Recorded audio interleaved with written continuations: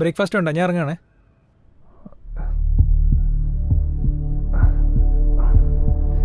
അയ്യോ, എന്ത് പറ്റി? ഹോസ്പിറ്റലിൽ പോണോ? കാത്ത് ലാബിലേക്ക് ഷിഫ്റ്റ് ചെയ്തോളൂ.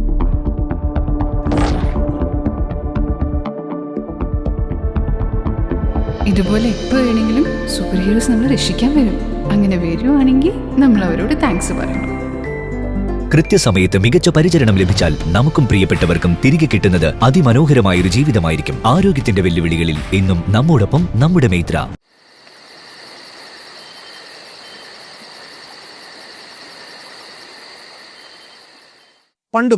പണ്ടേക്ക് പണ്ട് ആദിപുരാതന കാലത്ത് ജീവിച്ചിരുന്ന ഒരു ഗുഹാജീവിയാണ് നിങ്ങളെന്ന് വെറുതെയെങ്കിലും ഒന്ന് സങ്കല്പിക്കുക.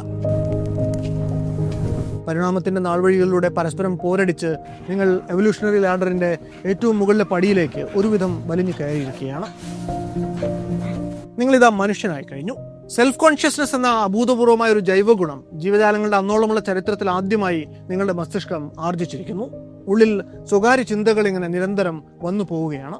രാവിലെ ഗുഹ വിട്ട് കാട്ടിലേക്ക് ഇറങ്ങിപ്പോയ നിങ്ങൾ ഇരുട്ടും വരെ കാട്ടിനുള്ളിൽ ഓടി നടന്ന് വേട്ടയാടിയതിന്റെ ക്ഷീണത്തിൽ ഗുഹയ്ക്കുള്ളിലെ വെറും നിലത്ത് തളർന്നു കിടന്ന് വിശ്രമിക്കുകയാണ്. നിങ്ങളുടെ തലച്ചോറിന് ഭാഷ എന്ന അനുഗ്രഹം അപ്പോഴും വീണ് കിട്ടിയിട്ടില്ല. പക്ഷേ തലച്ചോറിൽ വന്നു പോകുന്ന വളരെ റാൻഡമായ ചിന്തകളെ തമ്മിൽ കുരുക്കാൻ നിങ്ങൾ പഠിച്ചു കഴിഞ്ഞു. രാത്രിയാവുന്ന നേരത്ത് ഉറക്കം കണ്ണുകളിലേക്ക് വന്നു തുടങ്ങുമ്പോൾ പുതുതായി ഉണ്ടായ ഈ ബോധം നിങ്ങളുടെ ശരീരത്തെക്കുറിച്ചും ചിന്തിക്കാൻ നിങ്ങളെ പ്രേരിപ്പിച്ചു.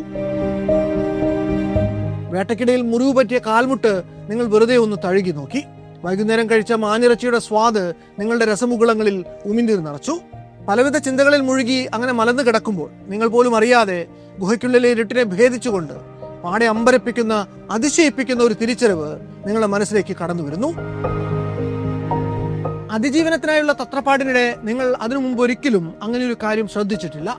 നിങ്ങളുടെ ഉള്ളിൽ എന്തോ ഒന്ന് കിടന്ന് തുടിക്കുന്നുണ്ട്.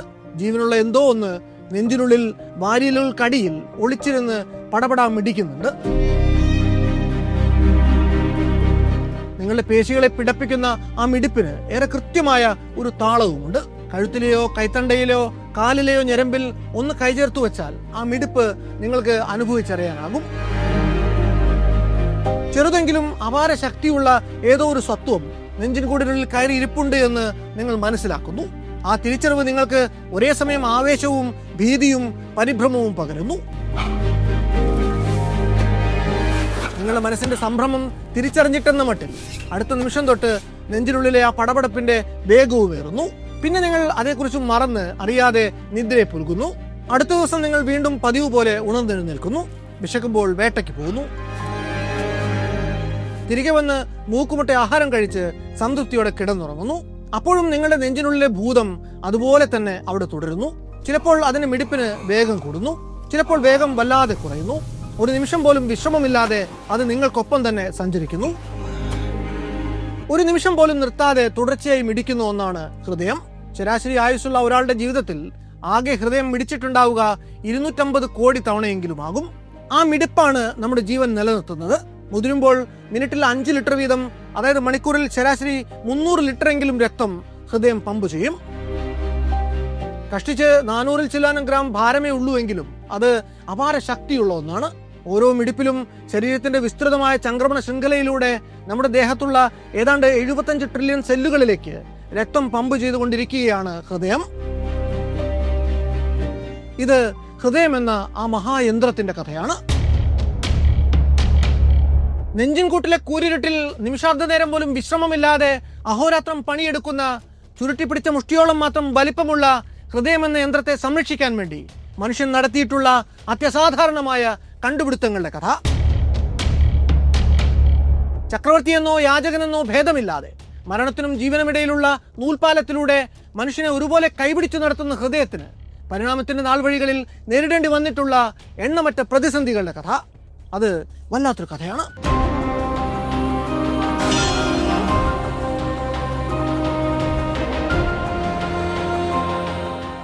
വല്ലാത്തൊരു കഥയുടെ സ്വതന്ത്രമായ നിലനിൽപ്പ് ലക്ഷ്യമിട്ട് യൂട്യൂബ് മെമ്പർഷിപ്പ് ആരംഭിച്ച കാര്യം വീണ്ടും ഓർമ്മിപ്പിക്കുന്നു.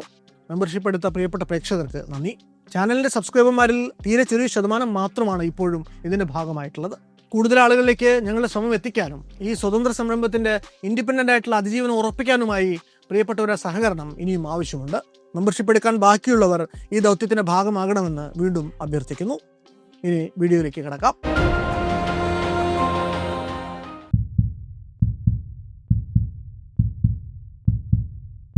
നമ്മൾ ആദ്യം കേട്ട ശബ്ദം ഇതാണ്. ലോകത്തെ കണ്ണു തുറന്ന് കാണുന്നതിന് മുമ്പ്, ശുദ്ധവായു അകത്തേക്ക് എടുക്കാൻ ശ്വാസകോശങ്ങൾ കുരുത്തു വരും മുമ്പ്, നനുനിരത്ത കൈകാലുകളും ചുവന്ന കവിളും ചുണ്ടുമെല്ലാം വളർന്നു വരും മുമ്പ് ആദ്യം സ്കാനിങ്ങിൽ തെളിയുന്നത് നമ്മുടെ ഇങ്ങനൊരു മിടിപ്പാണ്. ജനിച്ച് 3 ആഴ്ചയ്ക്ക് ശേഷം അത് കേട്ടു തുടങ്ങും. പിറന്നു വീണ അന്നു മുതൽക്ക് പിന്നീട് അങ്ങോട്ടുള്ള ഒരു ആയുഷ്കാലം കൊണ്ട് കോടിക്കണക്കിന് വട്ടം മിടിച്ച് ഒടുവിൽ അത് 3-4 മിനിറ്റ് നേരത്തേക്ക് മിടിക്കാതെ ആയാൽ ഈ ലോകത്തു നിന്ന് തന്നെ നമ്മൾ വിട പറയും. കഷ്ടിച്ച് നമ്മുടെ ചുരുട്ടിപ്പിടിച്ച മുഷ്ടിയുടെ അത്രമാത്രം വലിപ്പമുള്ള ഈ അവയവത്തിന് പരിണാമത്തിന്റെ വഴികളിൽ എവിടെയോ വെച്ച് ഹാർട്ട് എന്നൊരു വിളിപ്പേര് വീണ് കിട്ടുന്നു. മലയാളത്തിൽ നമ്മളതിനെ ഹൃദയം എന്ന് വിളിക്കുന്നു. ഇതയം, ദിൽ, ഹൽബ് എന്നിങ്ങനെ പല ഭാഷകളിലായി പല പേരുകളിൽ അത് അറിയപ്പെടുന്നു. ക്രിസ്തുവിനും 3000 വർഷങ്ങൾക്ക് മുമ്പ് പുരാതന ഗ്രേസിലെ ഉറുക്ക് ഭരിച്ചിരുന്ന സുമേരിയൻ രാജാവായിരുന്ന ഗിൽഗമേഷ് തൻ്റെ ജീവിതത്തിലെ ഏറ്റവും നിർണായകമായ ദശാസന്ധികളിലൊന്നിൽ ആശ്രയം തേടി ദൈവങ്ങളെ വിളിച്ചപ്പോൾ നേർച്ചയായിട്ട് സമർപ്പിച്ചത് ഒരു ഹൃദയമാണ്. ഈജിപ്ഷ്യൻ ജനത തങ്ങളുടെ പ്രിയപ്പെട്ടവരെ മരണാനന്തര ജീവിതത്തിന് തയ്യാറെടുപ്പിക്കുന്ന മമ്മിഫിക്കേഷൻ എന്ന പ്രക്രിയ ചെയ്യുമ്പോൾ ശരീരത്തിനുള്ളിൽ സുരക്ഷിതമായി തിരികെ വെച്ചിരുന്ന ഒരേ ഒരു ആന്തരിക അവയവവും ഹൃദയമായിരുന്നു. മരണാനന്തര ജീവിതത്തിന് ഏറ്റവും ആവശ്യം ഹൃദയമാണ് എന്നവർ കരുതി. ഈജിപ്തുകാർ മരിച്ചവരുടെ ഹൃദയങ്ങളെ മമ്മിഫിക്കേഷനിലും സംരക്ഷിച്ചപ്പോൾ മെസോ അമേരിക്കൻ പ്രവിശ്യകളിൽ കഴിഞ്ഞിരുന്ന ആസ്റ്റക്കുകൾ ആയിരക്കണക്കിന് പേരുടെ നെഞ്ചുകൂട് അവർ ജീവനോടെ ഇരിക്കെ തന്നെ കത്തികൊണ്ട് പിളർന്ന് പുറത്തെടുത്ത് ആ തുടിക്കുന്ന ഹൃദയങ്ങൾ ദൈവപ്രീതിക്ക് വേണ്ടി സമർപ്പിച്ചു പോന്നു. ഏറെ കാലത്തേക്ക് ബിഷഗുരന്മാർക്ക് ഹൃദയം ഒരു ബാലികേറാമലയായിരുന്നു. എല്ലൊടിഞ്ഞാൽ അവർ നിഷ്പ്രയാസം കൂട്ടിച്ചേർത്ത് പ്ലാസ്റ്റർ ഇട്ടിരുന്നു. ഏതു വലിയ മുറിവും അവർ കണ്ണും പൂട്ടി തുന്നിച്ചേർത്ത് പഴയ പോലെ ആക്കിയിരുന്നു. എന്നാൽ ഈ പരിക്ക് ഹൃദയത്തിനാണെങ്കിൽ അവർക്ക് തൊടാൻ പറ്റിയിരുന്നില്ല. കാരണം ഹൃദയത്തെ സ്പർശിക്കുക എന്നാൽ മനുഷ്യന്റെ ആത്മാവിനെ സ്പർശിക്കുന്നതിന് തുല്യമായിരുന്നു. ഹൃദയത്തെക്കുറിച്ച് ആദ്യകാല ഡോക്ടർമാർക്ക് ഉണ്ടായിരുന്ന ധാരണകളും വളരെ പരിമിതമായിരുന്നു. BC 4-ാം നൂറ്റാണ്ടിൽ തന്നെ അന്നത്തെ അറിയപ്പെടുന്ന ഗ്രീക്ക് തത്വചിന്തകനായിരുന്ന അരിസ്റ്റോട്ടിൽ ഹൃദയമാണ് ശരീരത്തിലെ ഏറ്റവും പ്രധാനപ്പെട്ട അവയവമെന്ന് തിരിച്ചറിഞ്ഞിരുന്നു. ഫെർട്ടിലൈസ് ചെയ്യപ്പെട്ട കോഴിമുട്ടകളിൽ നടത്തിയ പരീക്ഷണങ്ങളാണ് അദ്ദേഹത്തെ തന്നെ നിഗമനങ്ങളിലേക്ക് നയിച്ചത്. കോഴിമുട്ടകൾ അടവെച്ച അരിസ്റ്റോട്ടിൽ ഭ്രൂണവളർച്ചയുടെ പല പല ഘട്ടങ്ങളിലായി ഈ മുട്ടകളെ തുറന്നു പരിശോധിച്ച് നിരീക്ഷണങ്ങൾ രേഖപ്പെടുത്തി. ചിക്കൻ എംബ്രിയോകളിലെ തുടിക്കുന്ന ഭാഗത്തെ അദ്ദേഹം ഹൃദയമെന്ന് കൃത്യമായി തന്നെ രേഖപ്പെടുത്തി. മനുഷ്യജീവന്റെ സംവേദനക്ഷമതയുടെ, ബുദ്ധിയുടെ എല്ലാം കേന്ദ്രമായി അദ്ദേഹം കണ്ടത് ഈ ഹൃദയത്തെയാണ്. ദേഹം മുറിയുമ്പോൾ പുറത്തു വന്നിരുന്ന ചോര ഹൃദയത്തിൽ നിന്നാണ് ഉത്ഭവിക്കുന്നത് എന്ന് ആദ്യമായി പറഞ്ഞതും അരിസ്റ്റോട്ടിൽ തന്നെ. ഹൃദയത്തെ പക്ഷേ അദ്ദേഹം വിശദീകരിച്ചത് 3 അറകളുള്ള ഒരവയവമെന്നാണ്. മനുഷ്യ ശരീരത്തിന്റെ ഓജസ്സിന്റെ ഉറവിടം.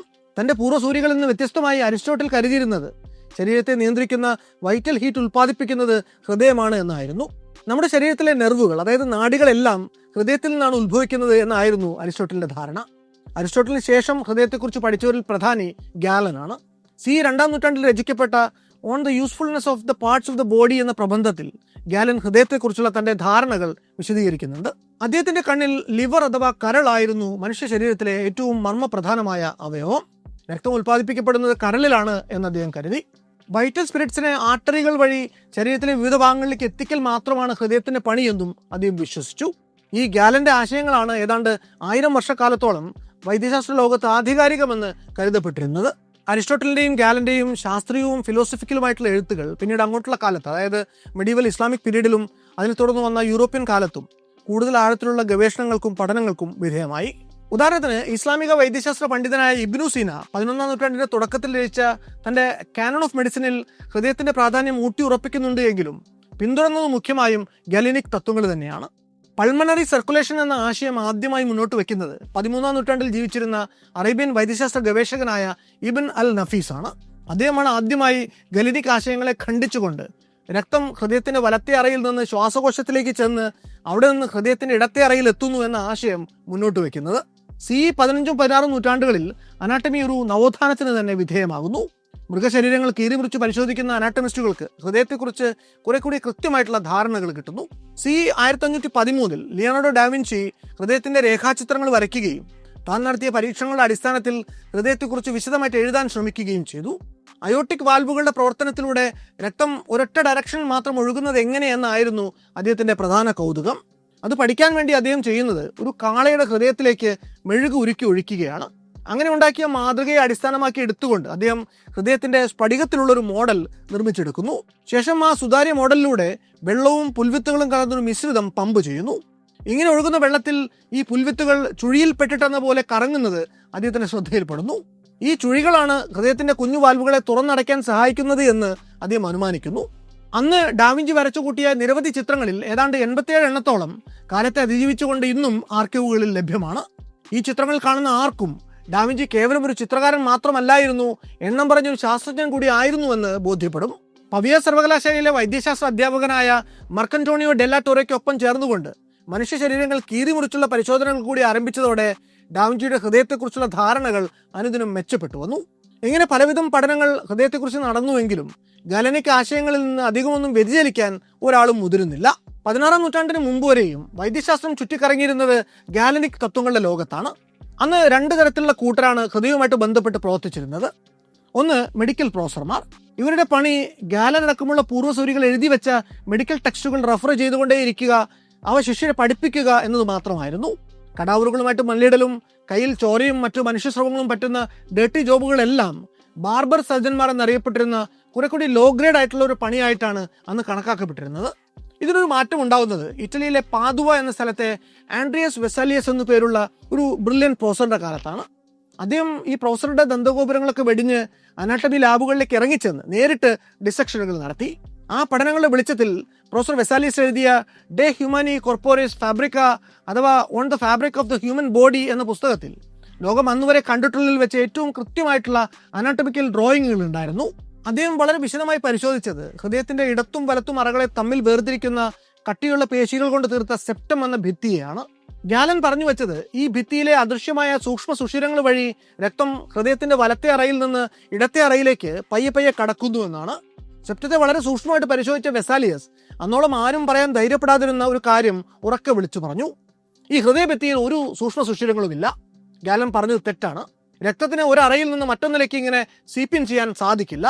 അതോടെ വീണ്ടും ചോദ്യം ഉയർന്നു: രക്തം അങ്ങനെ ഊർന്നിറങ്ങുന്നത് അല്ല എങ്കിൽ പിന്നെ എങ്ങോട്ടാണ് ഈ രക്തം വരികയും പോവുകയും ചെയ്യുന്നത്? അതിനുള്ള ഉത്തരം കിട്ടുന്നത് ഒരു അപകടത്തിലൂടെയാണ്. കുതിരസവാരിക്കിടെ 8 വയസ്സ് മാത്രം പ്രായമുള്ള ഒരു കുട്ടിക്ക് പിണഞ്ഞ ഒരു അപകടത്തിലൂടെ. അന്നത്തെ ബ്രിട്ടീഷ് നോബൽ കുടുംബങ്ങളിലൊന്നിൽ വിസ്കൗണ്ട് ഹ്യൂഗ് മോൺഗോമറി എന്നൊരാളുണ്ടായിരുന്നു. അദ്ദേഹത്തിന് തന്റെ 8-ാം വയസ്സിൽ ഒരു അപകടം നേരിടേണ്ടി വരുന്നു. മോൺഗോമറി കുടുംബത്തിന്റെ അയർലൻഡിലുള്ള ഒരു എസ്റ്റേറ്റിൽ കുതിരസവാരി നടത്തുമ്പോൾ അദ്ദേഹത്തിന്റെ കുതിര ഒരു റാബിറ്റ് ഹോളിൽ കാല് കുടുങ്ങി മറിഞ്ഞു വീഴുന്നു. നിർഭാഗ്യവശാൽ ആ പയ്യൻ കമിഴ്ന്നടിച്ചു വീഴുന്നത് വഴിയരികിൽ പൊന്തി നിൽക്കുന്ന ഒരു കല്ലിന്റെ മുനയിലേക്കാണ്. വീഴ്ചയുടെ ആഘാതത്തിൽ അവന്റെ നെഞ്ചുകൂട് തകർന്നുപോയി, വാരിയലുകൾ ഒടിഞ്ഞു നുറുങ്ങി. പയ്യനെ പരിശോധിച്ച കൃതഹസ്ഥനായ ഒരു ആർമി ഡോക്ടർ പറഞ്ഞത് ഒടിഞ്ഞു നുറുങ്ങിയ ഈ വാരിയല്ലുകൾ ഇനി പഴയപടി ആക്കാൻ പറ്റില്ല എന്നാണ്. വീഴ്ചയിൽ ഒടിഞ്ഞ വാരിയലുകൾ ഈ പയ്യന്റെ ശ്വാസകോശത്തിലോ ഹൃദയത്തിലോ ഒന്നും തുളച്ചു കയറാതിരുന്നത് എന്തോ ഭാഗ്യമെന്നേ കരുതേണ്ടു എന്നും അദ്ദേഹം പറഞ്ഞു. കുട്ടിയുടെ അച്ഛൻ പ്രദേശത്തെ ഏറ്റവും ധനികരിൽ ഒരാളായിരുന്നതുകൊണ്ട് അന്ന് ലോകത്തിന്റെ പല ഭാഗങ്ങളിൽ നിന്നുള്ള ഡോക്ടർമാർ പരിശോധനയ്ക്ക് അവന്റെ കിടപ്പുമുറിയിലേക്ക് എത്തി. അവരുടെ ചികിത്സ കൊണ്ടൊന്നും പക്ഷേ യാതൊരു ഭേദവും ഉണ്ടായില്ല. ഇത്രയൊക്കെ സംഭവിച്ചിട്ടും കുട്ടി ജീവനോട് അവശേഷിച്ചല്ലോ എന്ന് ഡോക്ടർമാർ അതിശയപ്പെട്ടു. വീണതിന്റെ അടുത്ത ദിവസം തൊട്ടേ അവന് കടുത്ത ജ്വരമായിരുന്നു. ഒടുവിൽ ആശുപത്രിയിൽ നിന്ന് തിരികെ വീട്ടിലെത്തുമ്പോഴും ആ നെഞ്ചത്ത് അത്യസാധാരണമായിട്ടുള്ള ഒരു ആറാത്ത മുറിവ്, ഒരു ഓപ്പൺ വൂണ്ട് തന്നെ അവശേഷിച്ചു. ചെറിയ മുറിവൊന്നുമല്ല, 3 വിരലും തള്ളവിരലും കൂടി ഒരുമിച്ച് അതിൽ കൊള്ളും. ആ അപകടം നടന്ന് മാസങ്ങളോളം പല ഡോക്ടർമാരും വന്ന് അവനെ ചികിത്സിക്കാൻ ശ്രമിച്ചു. ഡബ്ലിനിൽ നിന്ന് വരെ പുകൾപ്പെട്ട ഡോക്ടർമാരെത്തി. അവർ പലയിനം ലേപനങ്ങൾ, പ്ലാസ്റ്ററുകൾ, കോട്രൈസിംഗ് മെറ്റീരിയലുകൾ എന്നിങ്ങനെ പലതും ആ മുറിവിൽ പയറ്റി നോക്കിയെങ്കിലും ആ മുറിവ് കൂടിയതേയില്ല. ആ മുറിവിലൂടെ നോക്കിയാൽ അങ്ങ് താഴെയായി പിടയ്ക്കുന്ന എന്തോ ഒന്ന് കാണാമായിരുന്നു. ആ ദ്വാരത്തിന്റെ ഉള്ളറ്റത്ത് വളരെ തിന്നും ട്രാൻസ്ലൂസൻറ്റുമായിട്ടുള്ള ഒരു ലെതറി മെംബ്രെയിൻ ഉള്ളിലെ അവയവങ്ങളെ മൂടി പൊതിഞ്ഞുകൊണ്ട് ഉണ്ടായിരുന്നു. അതുകൊണ്ട് തന്നെ ആരെങ്കിലും കൈയിട്ട് പരിശോധിക്കാൻ ശ്രമിച്ചാലും അവന് ഉള്ളിൽ അതറിയാൻ സാധിച്ചിരുന്നില്ല. ഡോക്ടർമാരെ പയറ്റി മടുത്ത ഒടുവിൽ പയ്യന്റെ അച്ഛൻ ഗത്യന്തരമില്ലാതെ പരിചയമുള്ള ഒരു കൊല്ലപ്പണിക്കാരനെ വിളിപ്പിച്ചു. കുട്ടിയുടെ നെഞ്ചിലെ ദ്വാരത്തിന്റെ അളവെടുക്കുമ്പോൾ കൊല്ലന് കൈവിറച്ചുവെങ്കിലും അയാൾ അളവൊപ്പിച്ചുണ്ടാക്കിയ ലോഹത്തിന്റെ പാളി ആ മുറിവിന് മുകളിൽ വാരിയലുകൾക്കിടയിൽ കൃത്യമായിട്ട് ഉറച്ചിരുന്നു. ആ ദ്വാരത്തെ മൂടി.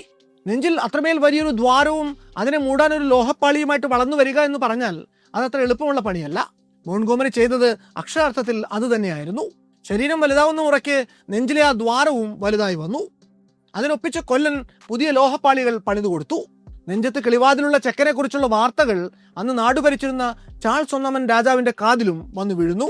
അദ്ദേഹം തന്റെ കുടുംബ ഡോക്ടറായിരുന്ന അക്കാലത്തെ ഇംഗ്ലണ്ടിലെ അറിയപ്പെടുന്ന ബിഷഗ്വരനായിരുന്ന ഡോക്ടർ വില്യം ഹാർവിയെ ഈ കുട്ടിയെ പരിശോധിക്കാൻ വേണ്ടി പറഞ്ഞുവിടുന്നു. ഒരു ദിവസം രാവിലെയാണ് ഈ ഡോക്ടർ മോൺഗോമറിക്ക് അരികിൽ എത്തുന്നത്. കുശലം പറഞ്ഞ് നേരം കളയാൻ നിൽക്കാതെ ഡോക്ടർ വന്ന കാര്യത്തിലേക്ക് കടന്നു. നെഞ്ചിലെ ആ മെറ്റൽ പ്ലേറ്റിന് നേരെ ആരാധന കളന്ന കണ്ണുകളോടെ ഉറ്റുനോക്കിയ ശേഷം ഡോക്ടർ പയ്യനോട് അത് നീക്കാൻ ആവശ്യപ്പെട്ടു. സാധാരണ കാഴ്ച ആദ്യമായിട്ട് കാണുന്ന ആരെയും ആവേശിക്കുന്ന സംഭ്രമം ഡോക്ടർക്ക് ഉണ്ടായില്ല. ഒന്ന് അതിനുള്ളിലേക്ക് എത്തി നോക്കിയ ശേഷം വിരലുകൾ അകത്തിട്ട് ഹാർവി ഡോക്ടർ ആ മുറിവിന്റെ ഉൾവശം പരിശോധനയ്ക്ക് വിധേയമാക്കി. താഴെ നമ്മൾ നേരത്തെ പറഞ്ഞ ലെതറി സ്ഥലം എത്തിയപ്പോൾ ആ വിരലുകൾ അതിൽ മുട്ടി നിന്നു. അവിടെ ചെറുതായിട്ട് വിരൽ കൊണ്ട് ഞെക്കിയ ശേഷം ഹാർവി ഡോക്ടർമാരുടെ പതിവ് ചോദ്യം ചോദിച്ചു, എന്തെങ്കിലും തോന്നുന്നുണ്ടോ? ഇല്ല എന്ന് മോൺഗോമറി തലവെട്ടിച്ചു. ഒന്നുമില്ലേ എന്ന് ഡോക്ടർ അതിശയം കലർന്ന സ്വരത്തിൽ വീണ്ടും ഒരിക്കൽ കൂടി ചോദിച്ചു. ഇല്ല എന്ന് ഉറച്ച സ്വരത്തിൽ മോൺഗോമറിയുടെ മറുപടി. കുറെ നേരം കൂടി ഹാർവി ഡോക്ടർ വേറെയും എന്തൊക്കെയോ ആ ദേഹത്തെ തൊട്ടും പിടിച്ചും പരിശോധിച്ചു. ശേഷം അത്ഭുതം കൊണ്ട് വിടുന്ന കണ്ണുകളോടെ അയാൾ മോൺഗോമറിയോട് ചോദിച്ചു, നിങ്ങളോടിത് ശ്വാസകോശമാണ് എന്നാണോ അവർ പറഞ്ഞത്? അതെ എന്ന് മോൺഗോമറി. ശ്വാസകോശം തൊട്ടാലോ കണ്ടാലോ അറിയാത്ത ഡോക്ടറോ ഇയാൾ രാജാവിന്റെ ഡോക്ടറൊക്കെയാണെന്ന് വീമ്പടിച്ചത് വെറുതെയാണോ എന്നൊക്കെ മോൺഗോമറി മനസ്സിൽ ചോദിച്ചു. അടുത്തതായിട്ട് ഡോക്ടർ ഹാർവി ചെയ്തത് അന്നുവരെ ആരും ചെയ്യാത്തൊരു കാര്യമാണ്. ആ മുറിവിന്റെ ഉള്ളിലേക്ക് പതിവ് പോലെ വിരലുകൾ ആഴ്ത്തി പൾസ് പിടിക്കാൻ ശ്രമിച്ചു. ഒപ്പം മോൺഗോമറിയുടെ വലത്തെ കൈയിലെ പൾസും അദ്ദേഹം മറുകൈകൊണ്ട് പിടിച്ച് മനസ്സിൽ ഇത് രണ്ടും എണ്ണാൻ തുടങ്ങി. 1 മിനിറ്റിനുള്ളിൽ ഹാർവിയുടെ പ്രതികരണം വന്നു. നിങ്ങളുടെ ചെസ്റ്റിലെ മുറിവിനുള്ളിൽ കിട്ടുന്ന പൾസും റിസ്റ്റിലെ പൾസും ഒന്നു തന്നെയാണ്. എന്നുവെച്ചാൽ എന്താണ് അർത്ഥം എന്നാ പയ്യൻ. താഴെ കാണുന്നത് മിടിക്കുന്നത് ശ്വാസകോശമായിരുന്നുവെങ്കിൽ അതൊരിക്കലും റിസ്റ്റിലെ ഹാർട്ടിന്റെ പൾസ് തന്നെ ആവില്ലായിരുന്നു, രണ്ടും വേറിട്ട് നിന്നേനെ എന്ന് ഹാർവി പറഞ്ഞു. ആ പറഞ്ഞതും പയ്യന് മനസ്സിലായില്ല. അതായത് താഴെ ആ മുറിവിനുള്ളിൽ കിടന്ന് പിടയ്ക്കുന്നത് നിങ്ങളുടെ സ്പന്ദിക്കുന്ന ഹൃദയമാണ്, അത് ഉറപ്പാണ് എന്ന് പറഞ്ഞത് മോൺഗോമറിയെ ഞെട്ടിച്ചു. ഇതുവരെ പറഞ്ഞ കാര്യങ്ങൾ വെച്ച് ഈ വന്നയാളൊരു ബോഷ്കനാണ് എന്ന അഭിപ്രായം ആ പയ്യൻ സ്വരൂപിച്ചിരുന്നു. എന്നാൽ സ്വയം ഒരു ഹൃദയ വിദഗ്ധനെന്ന് വിശേഷിപ്പിക്കുന്ന ഹാർവിക്ക് ഇക്കാര്യത്തിൽ ചെറുതല്ലാത്തൊരു ധാരണയുണ്ട് എന്ന് അതോടെ മോൺഗോമറിക്ക് ബോധ്യപ്പെട്ടു. മോൺഗോമറിയെ പരിശോധിച്ച ഹാർവിക്ക് ഒരു കാര്യം മനസ്സിലായി. പേശികൾ ചുരുങ്ങുകയും വികസിക്കുകയും ചെയ്യുന്നതിലൂടെ രക്തം പമ്പ് ചെയ്യുന്ന ഒരു അവയവമാണ് ഹൃദയം. എന്നാൽ അത്രയും കൊണ്ട് ഹാർവി സംതൃപ്തനായില്ല. ഗാലന്റെ തിയറി പ്രകാരം കരളിലാണ് രക്തം ഉൽപ്പാദിപ്പിക്കപ്പെടുന്നത്. അത് പമ്പ് ചെയ്യുന്ന പണി മാത്രമേ ഹൃദയം എടുക്കുന്നുള്ളൂ. ഈ രക്തം നമ്മുടെ കോശങ്ങളിലേക്ക് ചെല്ലുമ്പോൾ നെരിപ്പോടിൽ വിറകുന്ന പോലെ അത് എരിഞ്ഞില്ലാതെയാകും എന്നായിരുന്നു ഗാലന്റെ സങ്കല്പം. ഹാർവി തന്റെ കയ്യിൽ കെട്ടിയ കടാവറുകളുടെ ഹൃദയത്തിന്റെ വ്യാപ്തം അളന്ന് കണ്ടുപിടിച്ചു. ഒരു തവണ ഇടിക്കുമ്പോൾ ഹൃദയം 1 ലിറ്റർ രക്തം പമ്പ് ചെയ്യുന്നുണ്ട് എന്ന് കരുതിയാൽ 1 മണിക്കൂർ നേരം കൊണ്ട് നമ്മുടെ ഹൃദയം ഏറ്റവും ചുരുങ്ങിയത് 10-250 ലിറ്റർ രക്തമെങ്കിലും പമ്പ് ചെയ്യണം. സാധാരണ മനുഷ്യ ശരീരത്തിന്റെ ഭാരത്തിന്റെ 3 ഇരട്ടിയെങ്കിലും വരും അത്. അങ്ങനെ നോക്കുമ്പോൾ മനുഷ്യന്റെ കരളിന് ഗാലൻ പറഞ്ഞ പോലെ നിരന്തരം ശരീരത്തിലെ കോശങ്ങൾക്ക് എരിച്ചു തീർക്കാൻ വേണ്ടി ഇത്ര വലിയ അളവിൽ രക്തം ഉൽപ്പാദിപ്പിച്ചുകൊണ്ടിരിക്കുക എന്ന് പറയുന്നത് അസാധ്യമാണ് എന്ന് ഹാർവി വാദിച്ചു. ഹൃദയത്തിൽ നിന്ന് പമ്പ് ചെയ്ത് മറ്റ് അവയവങ്ങളിലേക്ക് അവയിലെ കോശങ്ങളുടെ പ്രവർത്തനത്തിന് വേണ്ടി എത്തിച്ചേരുന്ന രക്തം ഏതോ വഴിക്ക് ഹൃദയത്തിലേക്ക് തിരികെ വരുന്നുണ്ട് എന്ന് ഹാർവിക്ക് തോന്നി. തന്റെ വാദം തെളിയിക്കാൻ വേണ്ടി അദ്ദേഹത്തിന് വലിയ ലബോറട്ടറി സെറ്റപ്പിന്റെ ഒന്നും ആവശ്യമുണ്ടായിരുന്നില്ല. ഒരു വളണ്ടിയർ, ഒരു കഷ്ണം കയർ, ഇത്രയുമേ അന്ന് ഹാർവിക്ക് വേണ്ടി വന്നുള്ളൂ. ഒരു ടൂണിക്കറ്റ് ഉപയോഗിച്ച് നടത്തിയ അതിസമർത്ഥമായ ഒരു പരീക്ഷണത്തിലൂടെ അദ്ദേഹം താൻ പറഞ്ഞത് ശരിയാണ് എന്ന് തെളിയിച്ചു. ഹാർവി ആദ്യം ചെയ്തത് വളണ്ടിയറായിട്ട് വന്ന വ്യക്തിയുടെ കൈയിന്റെ മുകൾ ഭാഗത്തായിട്ട് ഈ കയർ ഉപയോഗിച്ച് താഴേക്കുള്ള രക്തപ്രവാഹം നിലയ്ക്കുന്നത്ര ഇറുക്കി ഒരു കെട്ടിടുകയാണ്. നിമിഷങ്ങൾക്കുള്ളിൽ പ്രതീക്ഷിച്ച പോലെ കെട്ടിന് താഴേക്കുള്ള കൈ വിളറി തണുത്തു വന്നു. ശേഷം ഹാർവി ചെയ്യുന്നത് നേരത്തെ ഇട്ട കെട്ട് നിമിഷ നേരത്തേക്ക് ഒന്ന് അയച്ചു കൊടുക്കുകയാണ്.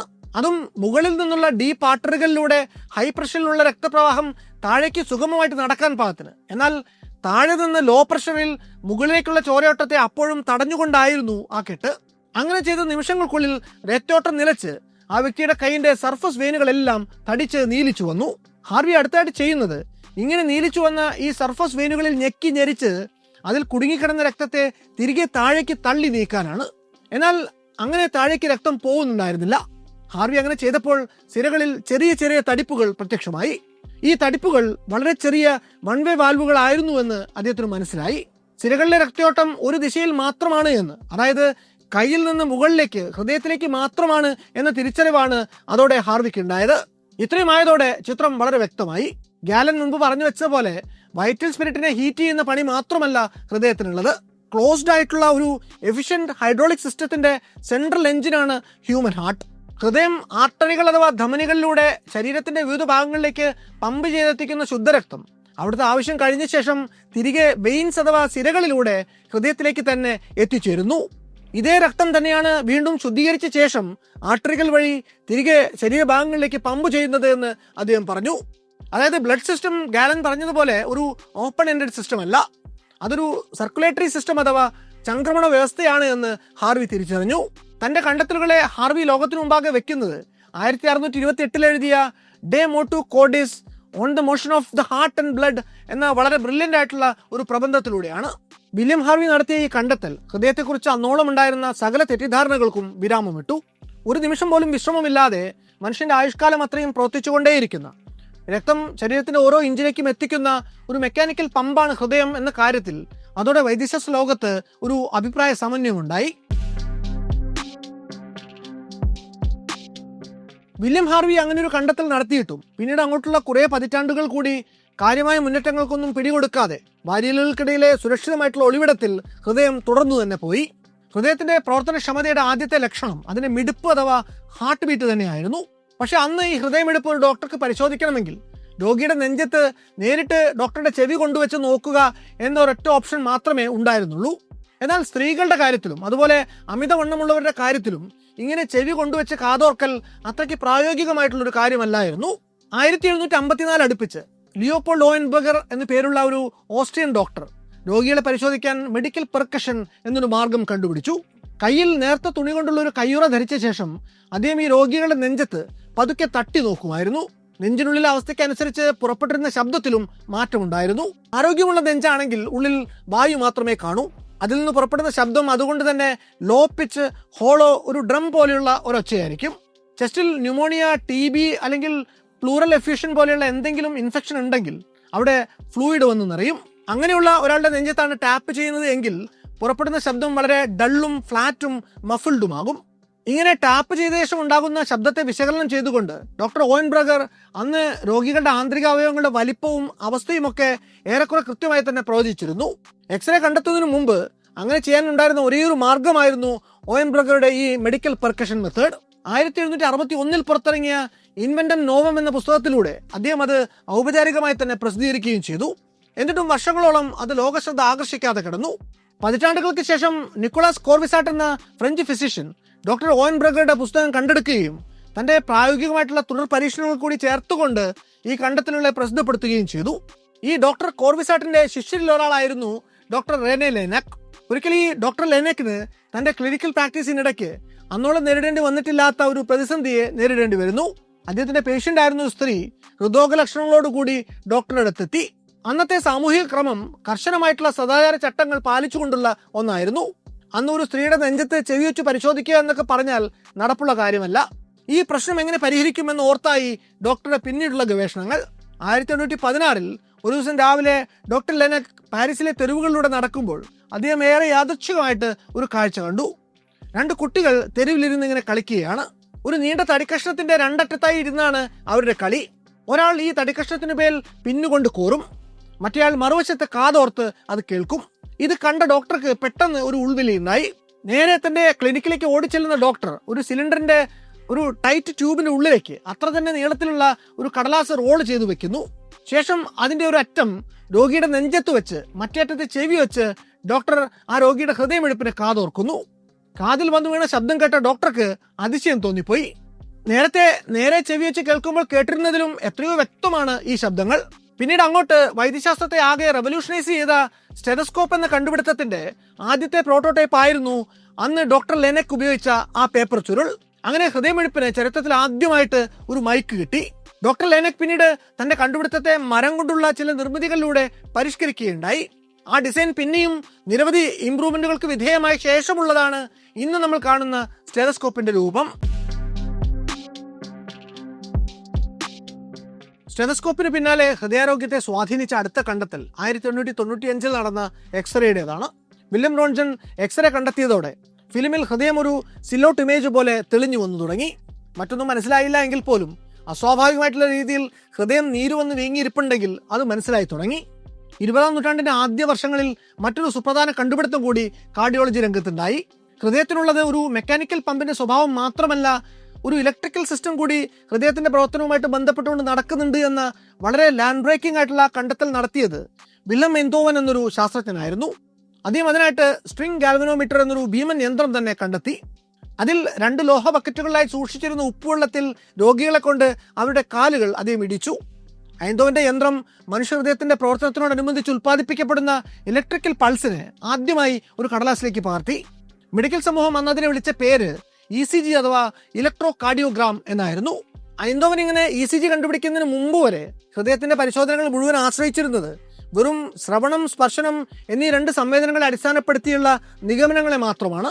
അതായത് ഓയിൻബ്രഗസ് പെർക്കഷൻ അല്ലെങ്കിൽ പൾസ് പിടിച്ചു നോക്കുക, അതുമല്ലെങ്കിൽ സ്റ്റെതസ്കോപ്പിലൂടെ ഹൃദയമിടിപ്പ് ശ്രദ്ധിക്കുക, ഇങ്ങനെയുള്ള മാർഗങ്ങൾ മാത്രമായിരുന്നു അതുവരെ ഉണ്ടായിരുന്നത്.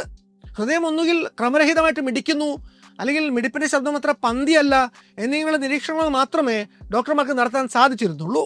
എന്നാൽ ആ സ്വരഭേദങ്ങളെ സ്റ്റാൻഡേർഡ് ആയിട്ടുള്ള കാര്യകാരണങ്ങളിലേക്ക് ബന്ധിപ്പിക്കാൻ അവർക്ക് സാധിച്ചിരുന്നില്ല. ഐന്തോവിന്റെ ഈ കണ്ടെത്തൽ അതിനെ മാറ്റിമറിച്ചു. അതോടെ ഹൃദയം പരിശോധിക്കുന്നത് കേൾവിയിൽ നിന്ന് കാഴ്ചയിലേക്ക് മാറി. PQRS, T എന്നിങ്ങനെ ഹൃദയമിടിപ്പിന്റെ ഇലക്ട്രിക്കൽ പൾസിന്റെ വിവിധ ഘട്ടങ്ങളെ ഐന്തോവൻ അടയാളപ്പെടുത്തിയപ്പോൾ ഹൃദയം പ്രവർത്തിക്കുന്നതിന്റെ കൃത്യം ഏത് ഫേസിലാണ് പ്രശ്നമെന്ന് ECG സിഗ്നൽ പരിശോധിച്ച് ഡോക്ടർമാർക്ക് കൃത്യമായിട്ട് പറയാൻ സാധിച്ചു തുടങ്ങി. ഇതുവരെ പറഞ്ഞതൊക്കെയും ഹൃദയത്തെ അറിയാൻ ഗവേഷകർ തൊലിപ്പുറമേ നിന്ന് നടത്തിയ പരിശ്രമങ്ങളെക്കുറിച്ചാണ്. എന്നാൽ അത് പോരായിരുന്നു. അങ്ങനെ ഇരിക്കെയാണ് 1929 ജർമ്മൻ ഡോക്ടറായിട്ടുള്ള വെർണർ ഫോസ്മാൻ ഒരു പരീക്ഷണത്തിന് മുതിരുന്നത്. അദ്ദേഹം ചിന്തിച്ചത് ഇങ്ങനെയാണ്: ഹൃദയമാണ് രക്തം സിരകളിലൂടെ പമ്പ് ചെയ്ത് താഴെ വരെ എത്തിക്കുന്നത് എങ്കിൽ കയ്യിലെ ഞരമ്പിലൂടെ തിരികെ ആക്സസ് ചെയ്താൽ ഇങ്ങ് ഹൃദയം വരെയും എത്തേണ്ടതാണ്. അത് തെളിയിക്കാൻ വേണ്ടി ഡോക്ടർ ഫോസ്മാൻ അന്ന് ഉപയോഗിച്ചിരുന്ന ഒരുതരം യൂററ്റിക് കത്തീറ്റർ അദ്ദേഹത്തിന്റെ കയ്യിലെ തന്നെ ഒരു ഞരമ്പിൽ ഒരു നഴ്സിന്റെ സഹായത്തോടെ കയറ്റുന്നു. അകത്തേക്ക് 10-20 സെന്റിമീറ്ററോളം അദ്ദേഹം അത് തള്ളിക്കയറ്റുന്നു. അതിനുശേഷം ദേഹത്ത് ഈ കത്തീറ്ററും വെച്ച് നടന്ന് അതേ ഹോസ്പിറ്റലിന്റെ എക്സ്റേ ഡിപ്പാർട്ട്മെന്റ് വരെ അദ്ദേഹം പോയി നെഞ്ചിന്റെ ഒരു എക്സ്റേ എടുക്കുന്നു. ആ എക്സ്റേ ഫിലിം എടുത്ത് നോക്കിയപ്പോൾ അദ്ദേഹം നേരത്തെ പ്രവചിച്ചിരുന്നത് പോലെ ഈ കത്തീറ്റർ ഡോക്ടറുടെ മിടിക്കുന്ന ഹൃദയത്തിന്റെ വലത്തെ ആട്രിയത്തിലെത്തി നിൽക്കുന്നതായിട്ട് അദ്ദേഹം കണ്ടു. അതോടെ ശരീരത്തിലെ രക്തക്കുഴലുകൾ വഴി തിരികെ ഹൃദയം വരെ നമുക്ക് എത്തിച്ചേരാനാകുമെന്നത് സംശയാതീതമായിട്ട് തെളിയുന്നു.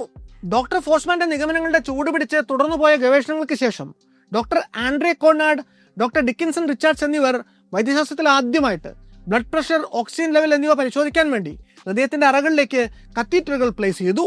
ചിലപ്പോൾ അവർ ചേംബറുകളും ശ്വാസകോശങ്ങളും സൂക്ഷ്മമായിട്ട് പരിശോധിക്കാൻ വേണ്ടി റേഡിയോ ഒപെക് ഡൈകളും കുത്തിവെച്ച് നോക്കി.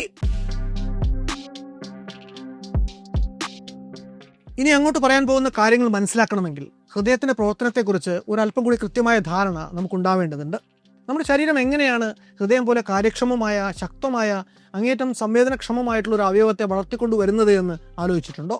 ആ കഥ തുടങ്ങുന്നത് അമ്മയുടെ ഗർഭപാത്രത്തിലാണ്.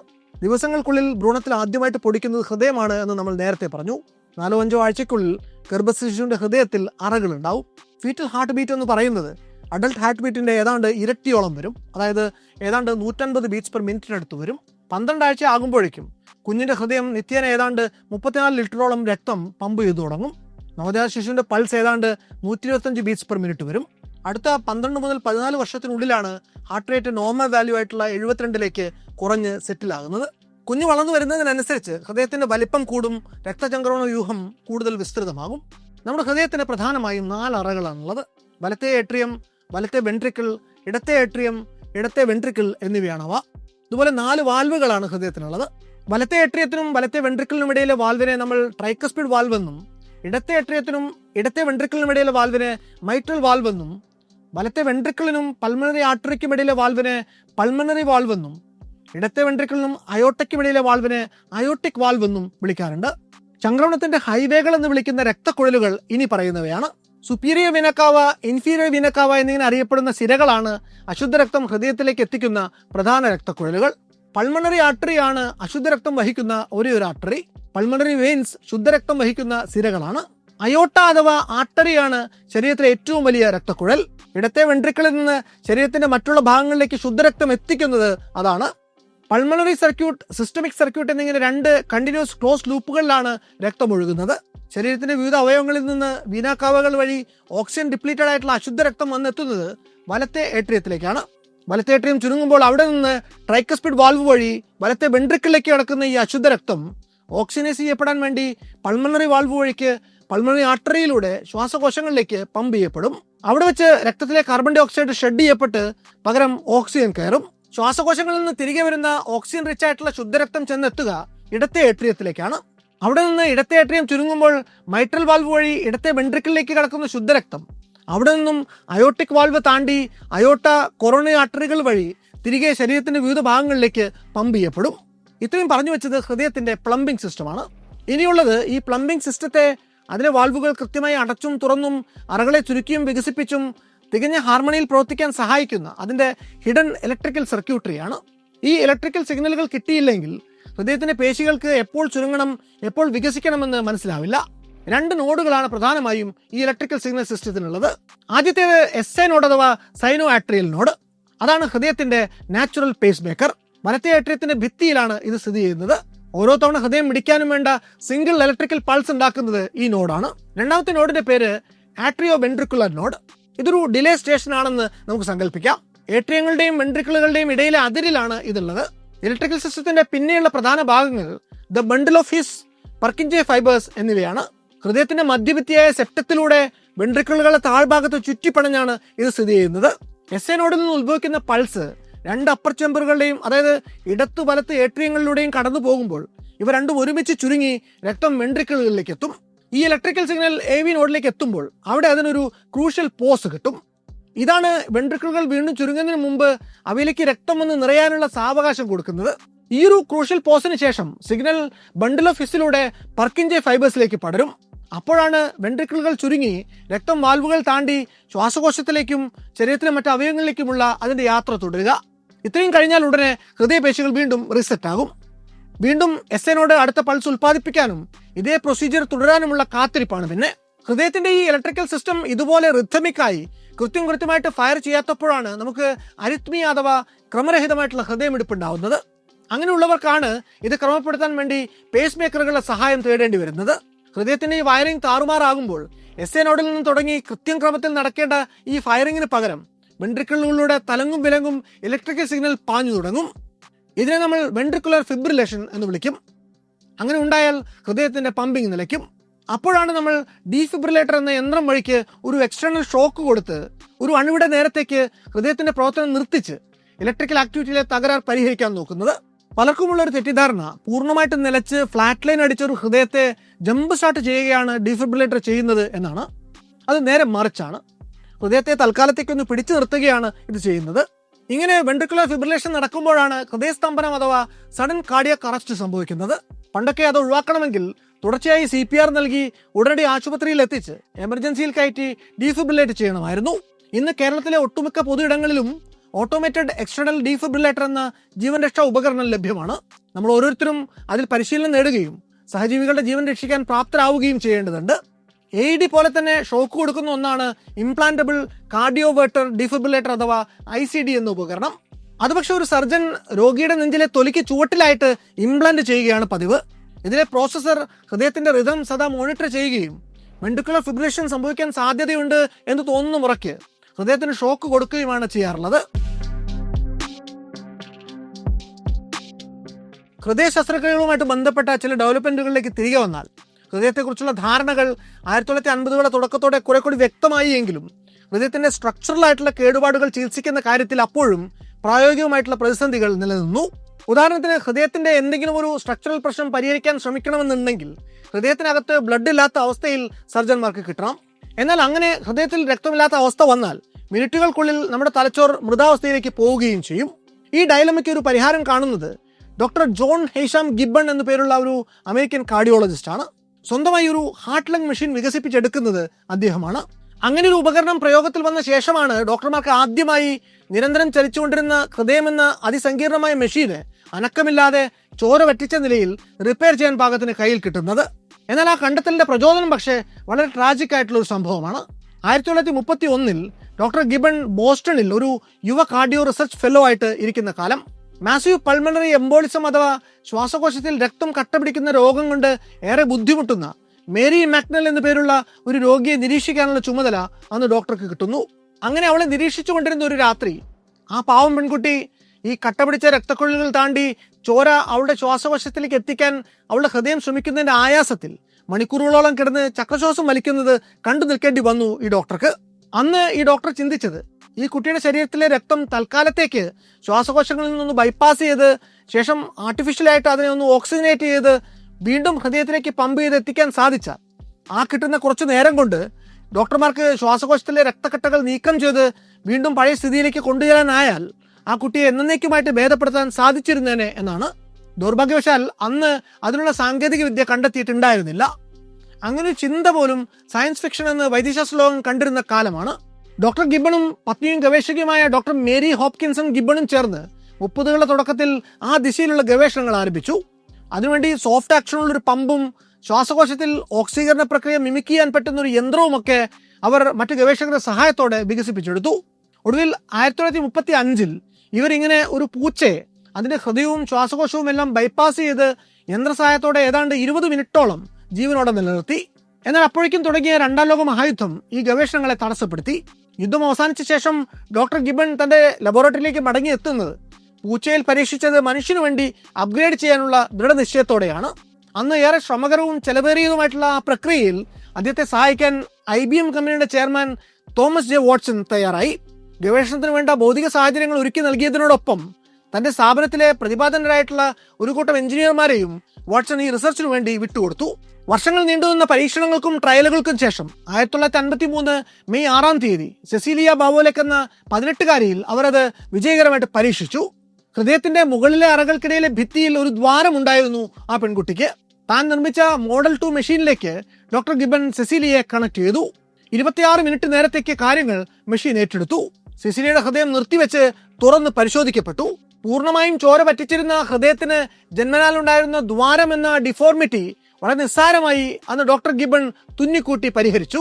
ശേഷം മെഷീൻ മാറ്റി സെസിലിയുടെ ഹൃദയത്തെ പഴയ അവസ്ഥയിലേക്ക് കൊണ്ടുപോവുകയും ചെയ്തു.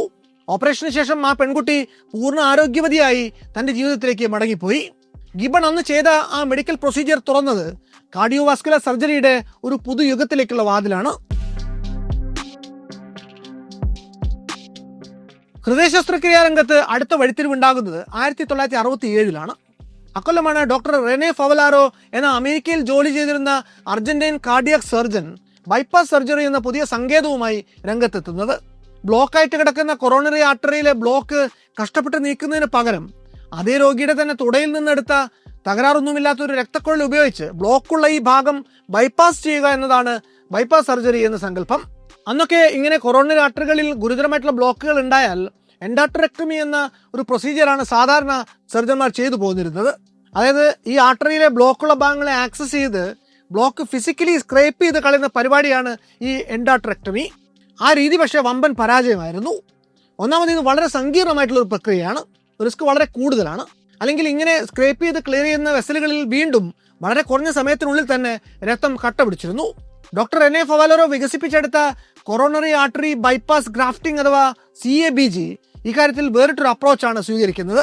ഒരു പൈപ്പ് വല്ലാതെ ഉള്ളിൽ ബ്ലോക്ക് ആയിട്ടുണ്ടെങ്കിൽ അതിനുള്ളിലേക്ക് പ്രയാസപ്പെട്ട് ആക്സസ് ചെയ്ത് അതിനെ ക്ലീൻ ചെയ്യുന്നതിന് പകരം ബ്ലോക്കുള്ള ഭാഗം അപ്പുറത്തുനിന്നും ഇപ്പുറത്തുനിന്നും കണക്ഷൻ ഇട്ട് മറ്റൊരു രക്തക്കൊഴൽ വെച്ച് ബൈപ്പാസ് ചെയ്യുക. ഡോക്ടർ ഫവലാറയുടെ ഈ ഇൻവെൻഷൻ അങ്ങനെ ശൂന്യതയിൽ നിന്ന് പൊട്ടിമുളച്ച ഒന്നല്ല. വളരെ സുപ്രധാനമായ മറ്റൊരു കണ്ടുപിടുത്തത്തിന് ശേഷമാണ് അതുണ്ടാവുന്നത്. അതായിരുന്നു കൊറോണറി ആൻജിയോഗ്രാഫി. അന്നുവരെ ലോകമെമ്പാടുമുള്ള കാർഡിയോളജിസ്റ്റുകൾ വളരെ സ്ട്രിക്റ്റായിട്ട് പാലിച്ചിരുന്ന ഒരു നിയമം രോഗിയുടെ കൊറോണറി ആർട്ടറികളെ സ്പർശിക്കാൻ പാടില്ല എന്നുള്ളതായിരുന്നു. ഹൃദയത്തിന്റെ അറകളിലും ലങ്സിലുമൊക്കെ ഡൈ കുത്തിവെച്ചുള്ള വിശദമായിട്ടുള്ള പരിശോധനകൾ നടന്നിരുന്നുവെങ്കിലും കൊറോണറി ആർട്ടറിയിൽ ഡൈ കുത്തിവെക്കാൻ അന്നത്തെ ഡോക്ടർമാർക്ക് ധൈര്യമുണ്ടായിരുന്നില്ല. അങ്ങനെ ചെയ്താൽ രോഗി തൽക്ഷണം മരിച്ചു പോകുമെന്നായിരുന്നു അന്നത്തെ ധാരണ. 1958 ഡോക്ടർ മേസൺ സോൺസ് എന്നൊരു അമേരിക്കൻ കാർഡിയോളജിസ്റ്റ് എക്സ്റേ എടുക്കുന്ന സമയത്ത് വളരെ യാദൃച്ഛികമായിട്ട് അബദ്ധവശാൽ രോഗിയുടെ കൊറോണറി ആർട്ടറിയിലേക്ക് ഒരു കോൺട്രാസ്റ്റ് ഡൈ പമ്പ് ചെയ്തു പോകുന്നു. എന്നാൽ അന്നുവരെ ഡോക്ടർമാർ ഭയപ്പെട്ടിരുന്നത് പോലെ കൊറോണറി ആർട്ടറിയെ സ്പർശിച്ചതുകൊണ്ടോ അതിലേക്ക് കത്തീറ്റർ വഴി ഡൈ അബദ്ധത്തിലാണെങ്കിലും പമ്പ് ചെയ്തു പോയതുകൊണ്ടോ യാതൊന്നും സംഭവിക്കുന്നില്ല. എന്ന് മാത്രമല്ല, ചരിത്രത്തിൽ ആദ്യമായി താൻ ഹൃദയത്തിന്റെ പമ്പിംഗ് മാപ്പ് ചെയ്തിരിക്കുന്നുവെന്നും ഡോക്ടർ സോൺസ് മനസ്സിലാക്കുന്നു. ചരിത്രത്തിലെ ആദ്യത്തെ കൊറോണറി ആൻജിയോഗ്രാം ആയിരുന്നു അന്ന് ഡോക്ടർ സോൺസ് എടുത്തത്. ഡോക്ടർ സോൺസിന്റെ ഈ ആൻജിയോഗ്രാമുകൾ സൂക്ഷ്മമായിട്ട് പരിശോധിച്ചപ്പോഴാണ് ഡോക്ടർ റെനെ ഫവാലോറോയുടെ മനസ്സിലേക്ക് ബൈപ്പാസ് സർജറി എന്ന അതിവിപ്ലവകരമായിട്ടുള്ള ആശയം കടന്നു വരുന്നത്. ഇതേ രോഗിയുടെ കാലിൽ നിന്ന് കേടൊന്നുമില്ലാത്ത ഒരു രക്തക്കുഴലെടുത്ത് ഈ ബ്ലോക്കുള്ള ഭാഗത്ത് തുന്നിപ്പിടിപ്പിച്ചാൽ ആ ബ്ലോക്കിനെ ബൈപ്പാസ് ചെയ്യാമല്ലോ എന്ന് അദ്ദേഹം ചിന്തിച്ചു. 1967 തന്നെ ലോകത്തിലെ ആദ്യത്തെ ഹൃദയമാറ്റ ശസ്ത്രക്രിയയും നടന്നു. ദക്ഷിണാഫ്രിക്കക്കാരനായിട്ടുള്ള ഡോക്ടർ ക്രിസ്ത്യൻ ബെർണാർഡും ടീമും ചേർന്നാണ് ആദ്യമായി മനുഷ്യരിൽ നിന്ന് മനുഷ്യരിലേക്ക് വിജയകരമായിട്ടൊരു ഹൃദയം മാറ്റിവെക്കുന്നത്. ഒരു വാഹനാപകടത്തെ തുടർന്ന് മസ്തിഷ്ക മരണം സംഭവിച്ച ഡെനിസ് ഡാർവാൽ എന്ന സ്ത്രീയുടെ ഹൃദയം അവർ ലൂയിസ് വഷ്കാൻസ്കി എന്ന 53-കാരനിലേക്ക് മണിക്കൂറുകൾ നീണ്ടുനിന്ന അതിസങ്കീർണമായ ഒരു ഓപ്പറേഷനിലൂടെ മാറ്റി പ്രതിഷ്ഠിക്കുകയായിരുന്നു. ഡെനീസിന്റെ ഹൃദയം വാഷ്കാൻസ്കിയുടെ ദേഹത്ത് മിടിച്ചു തുടങ്ങിയതോടെ ലോകം സാക്ഷ്യം വഹിച്ചത് ഒരു ചരിത്ര മുഹൂർത്തത്തിനാണ്. അന്നുവരെ എല്ലാവരും മനുഷ്യദേഹത്തിലെ വളരെ പ്രധാനപ്പെട്ട ഒരു ആന്തരിക അവയവം എന്ന നിലയ്ക്ക് മാത്രമല്ല ഹൃദയത്തെ കണ്ടിരുന്നത്. നമ്മുടെ വികാരങ്ങളുടെ ഉത്ഭവ കേന്ദ്രമായും ജീവന്റെ തന്നെ സ്പന്ദന കേന്ദ്രമായും ഒക്കെ അന്ന് ഹൃദയത്തെ കണ്ടിരുന്നു. അതുകൊണ്ട് തന്നെ മറ്റെന്തൊക്കെ മാറ്റിവെച്ചാലും ഹൃദയം മാറ്റിവെക്കൽ നടക്കില്ല എന്നായിരുന്നു അന്നത്തെ ധാരണ. എന്നാൽ ഹൃദയം എന്നത് മാറ്റിവെക്കാവുന്ന ഒരു പമ്പ് മാത്രമാണ് എന്ന തിരിച്ചറിവ് തുടക്കമിടുന്നത് അവയവമാറ്റ ശസ്ത്രക്രിയകളുടെ ഒരു സുവർണ കാലത്തിനാണ്. പുതിയ ഹൃദയവും പേറി വാഷ്കിൻസ്കി അന്ന് ജീവിച്ചിരുന്നത് വെറും 18 ദിവസം മാത്രമായിരുന്നു. അന്ന് ശസ്ത്രക്രിയക്കൊപ്പം എടുക്കേണ്ടി വന്നിരുന്ന അതിശക്തമായ ഇമ്മ്യൂണോ സപ്രസന്റ് മരുന്നുകൾ കാരണം പിടിപെട്ട ന്യൂമോണിയയാണ് അയാളുടെ ജീവനെടുത്തത്. ആദ്യത്തെ ഗുണഭോക്താവ് ഏറെ നാൾ അതിജീവിച്ചില്ല എങ്കിലും അങ്ങനെ ഒരു ശസ്ത്രക്രിയ സാധ്യമാണ് എന്ന് തെളിഞ്ഞു. കാലത്തിനൊത്ത് മെച്ചപ്പെട്ടു വന്ന ഹൃദയ ശസ്ത്രക്രിയാ രീതികൾ ഇന്ന് വർഷാവർഷം ലോകമെമ്പാടുമായി 5000-നും 6000-നും ഇടയിൽ രോഗികളുടെ ജീവൻ രക്ഷിക്കുന്നുണ്ട് എന്നാണ് കണക്കുകൾ സൂചിപ്പിക്കുന്നത്. ബൈപ്പാസ് സർജറി ഏറെ ഫലപ്രദമായ ചികിത്സാ രീതി ആയിരുന്നുവെങ്കിലും ആ പ്രക്രിയയിൽ ഏർപ്പെടുന്നതിന് ആദ്യം സ്റ്റെർണം അഥവാ നെഞ്ചിൻ കൂട് പൊട്ടിക്കേണ്ടിയിരുന്നു എന്നതുകൊണ്ട് അത് സാമാന്യം സങ്കീർണവും റിക്കവറിക്ക് കൂടുതൽ നാൾ വേണ്ടി വന്നിരുന്നതുമായ ഒരു പ്രൊസീജിയർ ആയിരുന്നു. അത് ഒഴിവാക്കാൻ എന്ത് ചെയ്യാമെന്ന ചിന്തയിൽ നിന്നാണ് ഇന്റർവെൻഷണൽ ആയിട്ടുള്ള അഥവാ മാറു പിളർക്കാതെ കത്തീറ്റർ വഴിക്ക് അതേ പ്രശ്നം പരിഹരിക്കാനുള്ള മാർഗങ്ങളെക്കുറിച്ച് വൈദ്യശാസ്ത്ര ഗവേഷകർ ചിന്തിച്ചു തുടങ്ങുന്നത്. ആദ്യത്തെ വഴിത്തിരിവുണ്ടാകുന്നത് 1977-ലായിരുന്നു. അതുവരെയും കലശലായ ഹൃദ്രോഗങ്ങൾക്കുള്ള ഒരേയൊരു ചികിത്സ ബൈപ്പാസ് സർജറി ഒന്നു മാത്രമായിരുന്നു. അതാവട്ടെ സാമാന്യം ഭയപ്പാടുണ്ടാക്കുന്ന ഒന്നുകൂടിയായിരുന്നു. പ്ലംബിങ്ങിനുള്ള പ്രശ്നങ്ങൾ പൈപ്പിന്റെ ഉള്ളിലൂടെ ചെന്ന് പരിഹരിച്ചാൽ എന്താണ്, അതിന് ചൂര് വെട്ടിപ്പൊളിക്കുന്നത് എന്തിനാണ് എന്ന് ഉറക്കെ വിളിച്ചു ചോദിച്ച ഡോക്ടർ ആൻഡ്രിയാസ് ഗ്രൻസിഗ് എന്ന ജർമ്മൻ കാർഡിയക് സർജനാണ് ഈ ദിശയിൽ ആദ്യം ചിന്തിക്കുന്നത്. ആ ചോദ്യത്തെ അന്നത്തെ അക്കാഡമിക് മെഡിക്കൽ സമൂഹം നേരിട്ടത് തികഞ്ഞ അവജ്ഞയോടെയാണ്. അന്നത്തെ പല ഹാർട്ട് സർജന്മാരും ഡോക്ടർ ഗ്രൻസിഗിന്റെ ആശയത്തെ പരിഹസിക്കുക വരെ ചെയ്തു. എന്നിട്ടും അദ്ദേഹം തന്റെ ഗവേഷണങ്ങൾ തുടർന്നു പോയി. 2 ഗുണങ്ങളാണ് അങ്ങനെ ഒന്നിന് വേണ്ടിയിരുന്നത്. നമ്മുടെ ബ്ലഡ് സർക്കുലേറ്ററി സിസ്റ്റത്തിന്റെ ജഡിലമായിട്ടുള്ള നെറ്റ്വർക്കിലൂടെ കടന്നു പോകാനുള്ള ഫ്ലെക്സിബിലിറ്റി അതിന് വേണം. അതേസമയം ഹൈ പ്രഷർ താങ്ങാൻ വേണ്ട ഉറപ്പും ഈ മെറ്റീരിയലിന് വേണം. വേണ്ടത്ര ഫണ്ടിങ്ങോ പ്രചോദനമോ ഒന്നും കിട്ടാതിരുന്നത് കൊണ്ട് അന്ന് ഡോക്ടർ സൂറിച്ചിലുള്ള സ്വന്തം വീട്ടിലെ കിച്ചൺ ടേബിളിലാണ് ആദ്യകാല പരീക്ഷണങ്ങൾ ചെയ്തുകൊണ്ടിരുന്നത്. ഒരുപാട് നാളത്തെ കഠിനാധ്വാനത്തിന് ശേഷം അദ്ദേഹം സോസേജ് ഷേപ്പിലുള്ള ഒരു PVC ബലൂൺ ഫിറ്റ് ചെയ്ത വളരെ സ്പെഷ്യലൈസ്ഡ് ആയിട്ടുള്ള ഒരു ഡബിൾ ലൂമൻ കത്തീറ്റർ വികസിപ്പിച്ചെടുക്കുന്നു. 1977 സെപ്റ്റംബറിൽ തന്റെ പുതിയ സാങ്കേതികവിദ്യ ആദ്യമായിട്ട് ഒരു രോഗിയിൽ നേരിട്ട് പരീക്ഷിക്കാനുള്ള അവസരവും ഡോക്ടർ ഗ്രൻസിഗിനെ തേടിയെത്തുന്നു. കടുത്ത നെഞ്ചുവേദനയുമായിട്ട് ആശുപത്രിയിലെത്തിയ ഒരു 38-കാരനായിരുന്നു അത്. ഈ രോഗിയുടെ കൊറോണറി ആർട്ടറി വളരെയധികം ചുരുങ്ങിയിരിക്കുന്നതായിട്ട് പരിശോധനകളിൽ വ്യക്തമായി. ബൈപ്പാസ് സർജറിക്ക് പകരം ഈ രോഗിയുടെ ജീവൻ രക്ഷിക്കാൻ വേണ്ടി പുതിയ ടെക്നോളജി പരീക്ഷിക്കാൻ ഡോക്ടർക്ക് അനുവാദം കിട്ടി. ഒരു മുറി നിറയെ കാർഡിയോളജിസ്റ്റുകൾ ഒരേ മിടിപ്പോടെ ഒരേ ശ്വാസത്തോടെ ആ ഓപ്പറേഷന് സാക്ഷ്യം വഹിച്ചു. അവർ നോക്കി നിൽക്കെ ഡോക്ടർ ഗ്രൻസിഗ് രോഗിയുടെ വയറിനോട് ചേർന്നുള്ള ഒരു രക്തക്കുഴലിൽ ഒരു ചെറിയ ദ്വാരം ഇട്ടു. അതിലൂടെ ഡോക്ടറുടെ പുതിയ കത്തീറ്റർ അതിന്റെ ബലൂണുമായി എക്സ്റേ മോണിറ്ററിന്റെ നിരീക്ഷണത്തിൽ അകത്തേക്ക് പ്രവേശിച്ചു. അതാ രോഗിയുടെ ഫെമറൽ ആർട്ടറി വഴി അയോട്ടിക് ആർച്ച് കടന്ന് നേരെ അയാളുടെ ഹൃദയത്തിലേക്ക് എത്തി.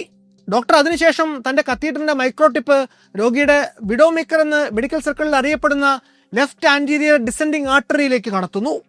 ശേഷം ആ ഡിഫ്ലേറ്റഡ് ബലൂൺ അദ്ദേഹം ആ ധമനിയിലെ ബ്ലോക്കിനുള്ളിലെ ഇടുങ്ങിയ സ്പേസിലേക്ക് പ്രതിഷ്ഠിക്കുന്നു. ഒരു നിമിഷത്തെ നിശബ്ദതയാണ്. പിന്നെ ശ്വാസം ഒന്ന് ഉള്ളിലേക്ക് എടുത്ത് ഡോക്ടർ ഗ്രൻസിഗ് തന്റെ കത്തീറ്ററിനുള്ളിലേക്ക് ഫ്ലൂയിഡ് പമ്പ് ചെയ്യുന്നു. വളരെ ഉയർന്ന പ്രഷറിൽ ആ ബലൂൺ ഇൻഫ്ലേറ്റഡ് ആകുന്നു. ആർട്ടറി വാളിന്റെ കനം കൂട്ടിക്കൊണ്ട് വന്നടിഞ്ഞിരുന്ന പ്ലാക്കിനെ ആ ബലൂൺ വിജയകരമായിട്ട് ആർട്ടറിയുടെ ഭിത്തികളിലേക്ക് തള്ളി അകറ്റുന്നു. അതിനുശേഷം അദ്ദേഹം തന്റെ ബലൂൺ ഡിഫ്ലേറ്റ് ചെയ്ത് ആ കത്തീറ്റർ പിൻവലിക്കുന്നു. ഒരു കോൺട്രാസ്റ്റ് ഡൈ കുത്തിവെച്ച് അദ്ദേഹം ആ പ്രക്രിയയുടെ ഫലവും ഉറപ്പുവരുത്തുന്നു.